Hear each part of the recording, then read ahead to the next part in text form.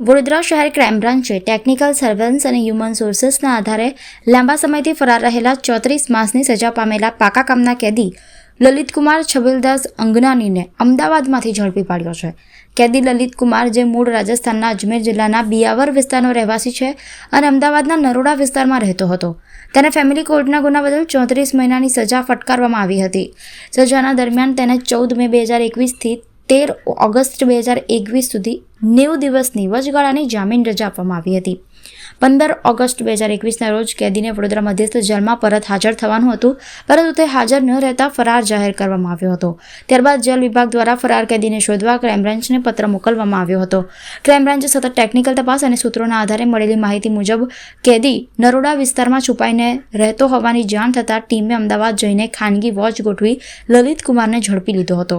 પ્રાથમિક પૂછપરછમાં તેણે પોતાની ઓળખ તથા વડોદરા મધ્યસ્થ જેલનો સજા પામેલો કેદી હોવાની કબૂલાત કરી હતી. અનુસંધાનમાં ક્રાઇમ બ્રાન્ચે તેને કાયદેસરની કાર્યવાહી બાદ તેની બાકી રહેલી સજા કાપવા વડોદરા મધ્યસ્થ જેલને સુપરત કર્યો છે.